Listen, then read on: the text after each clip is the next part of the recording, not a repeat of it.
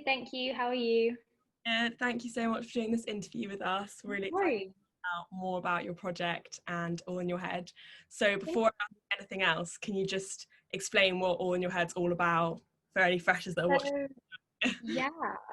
So it's essentially Oxford's first magazine that's purely mental health focused. And I sort of had the idea because I assumed something like this already existed in Oxford, not gonna lie. And I did a bit of research and found out that it hadn't. And no one had sort of started one yet. And I thought, like, we have so much sort of student support in terms of mental health in Oxford, but so few sort of creative spaces to publish, articles or creative pieces about it. And, a lot of the messages in society about mental health right now is like, oh, we should talk about it. But I think in Oxford, it wasn't really a platform for students to talk about it and to be heard and to feel listened to. So that's sort of the premise of it, and like it's really really early days yet, but I'm hoping that we'll have a sort of edition out by the end of this term, and it will sort of have started becoming that platform, which I'm really excited about. What would you say is, because obviously as freshers we've no idea what like mental health and what support there is for mental health in Oxford anyway, so what is the support that there is now, and what would you say is maybe lacking, or why do you think the magazine's really necessary? So support in terms of mental health at Oxford is kind of strange because it will vary a lot between colleges, I think, is one of the main issues. And you have some colleges, like more than luckily, like I'm a welfare rep here, and we have like an in-college counsellor, we have an in-college mentor whose job is very similar to that of a counsellor, we have 2 tutors for welfare, we have loads of peer supporters, like we have lots of different places people can go. But then because the college systems vary so much, in other colleges they won't have like that amount of funding or that amount of extensive support. We do have the university counselling service, which is like I think really good in terms of getting back to people quickly, but often won't offer as many like sessions as people need because it's a free service. Sometimes people will only be offered say like 3 sessions or 6 sessions, which if someone's dealing with a long-term mental health problem really isn't going to be enough. So like there are lots of different places people can go in terms of like their colleges. If they're in like a college with extensive funding, there'll be lots of places, but then the uni service, I think there's a lot that can be improved with it really. Hence why if there is this sort of magazine, people can read it, recognize their own experiences, maybe contribute and sort of feel a sense of relief in that they've talked about it. I think it's not going to like change anything massively, but it's like sort of like one piece in the jigsaw puzzle of making things better, I hope anyway. Also, I feel like when you see other people, especially in a creative way, talking about their own like you Yeah. want to feel relatable, it makes you feel better. So I think it's such a good idea. Thank you. Don't you think that like in lockdown, I just feel like social media just kind of exploded and got way out of control? Is that something that kind of inspired you starting out the project because of how the negative effects of social media? It's quite twofold in that a lot of people were using it for good. Like it was basically everyone's only source of social interaction for like 2 months, right? So in that sense it was sort of a lifeline, but also I find the more time you spend staring at a screen, the less happy you tend to be. So I guess emerging from lockdown, mental health is probably at the top of a lot of people's minds in terms of going forward, how can we look after ourselves in this climate when literally at any minute we could be returning to that state of having barely any social interaction. It's really scary. So I think initiatives like this are like a really good idea for sort of keeping everyone's mental health above water.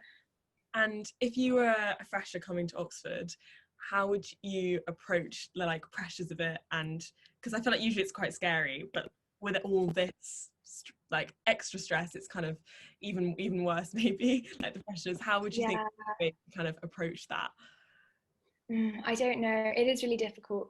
I'd say because a lot of things I really enjoyed about Freshers Week was just being able to go out and literally talk to anyone new and meet anyone, and that's sort of so curtailed at the moment. But I'd say like the household system for freshers might in a sense be a little bit easier than the household system for those of us who are already here, because for people who are in households with people they don't know super well, or like who have friends who are in other households who they might not be able to see, it's sort of quite difficult if you're missing out on a certain friendship or a certain group of people. Whereas for freshers who have just arrived, like you're sort of put in a corridor with, say, I think it's like up to 12 people, and you haven't met anyone outside of those 12 people. So it might be a really good way to sort of be like, okay, this is like my family now, and sort of treat that like a sort of bubble where it's really worth getting to know people, and it's really worth like making sure everyone feels supported.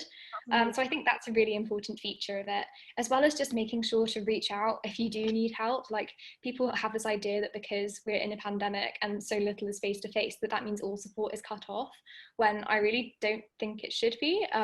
Like, I think counselling service waiting lists are actually way shorter at the moment now than they usually are, because people are more reluctant to go for support if it's over Microsoft Teams as opposed to face, which is understandable. But like, people really need to be thinking about utilising those sources of support if they need them. I think that's like also like a massive tip I'll give freshers as well.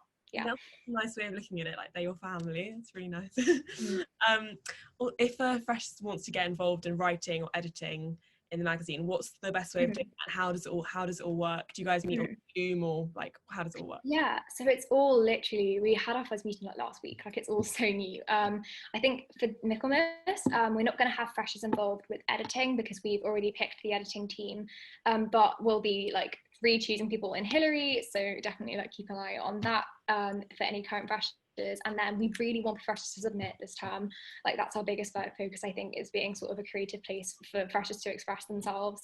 Maybe if you're in a period of self-isolation for 2 weeks, it's sort of with absolutely nothing else to do, it might be the perfect time to write for some people. So we have on our Facebook and our Instagram, we have like a sort of submissions event, and there's a link to a Google form there where you can submit either using your real name or a pseudonym or totally anonymously, and you can send anything over. We've had people send in multiple things. We just really want as much as we possibly can have, so that would be great. Can it be like poetry, art, written? Like, can it be anything? writing, Videos, like we're a website, so we're not constrained to things that can be on paper either. Like, we could have multimedia stuff, we're like accepting like audio clips, like literally absolutely anything. And can the content be like anything from your experience to your opinion to like... Yeah, like your experiences, your opinions, like poems, creative pieces, even like songs if people want to submit that sort of stuff. Like, literally, we're going for a really, really broad scope this term, because it hasn't been done before. Like, we toyed with the idea of maybe choosing a theme and using a theme this term, but we thought actually we want to just get as much as we can and like sort of give people a really, really broad scope for this term especially. And then moving forward, we might think of specific themes or like specific words that people can base stuff around. But at the moment, we literally just want anything from anyone who wants to talk to us. It's such a cool idea, and I feel like I'm obviously a fresher, like it makes me feel more comforted like hearing about this magazine. So thank you for setting it up and everything. Oh, no worries. And before we end, what is your go-to way of like de-stressing and making yourself feel like calmer? I don't know, I'm quite a social person, so I find that I can't go for longer than like 3 hours on my own without getting really like in my head. So my go-to would usually just be calling a friend and just talking to someone else, either talking through it or asking them to distract me and take my mind off it. Obviously it's never a fix completely, but it sort of helps just transport my mind away for like 10 minutes, 20 minutes. Also, I really like baths. I know that's such a like basic, like, have a bath for self-care. Like, I get kind of annoyed when people act like that's a cure-all, but also just taking a little while to be like, I'm gonna stop thinking about the stressful thing and sit in a bath and not have my phone in the room and take half an hour can be really, really helpful. So or even just watching a TV series while you're in the bath is like the most relaxing thing completely ever. It's so nice. Oh, it's so lovely. Yeah, thank you so much for talking to us. And finally, what are the Instagram, Facebook handles that people can... so it's all the Facebook is just All in Your Head magazine, and the Instagram is at In Your Head Mag, and so is the Twitter. So yeah, thank you so much. No worries, thank you. Bye.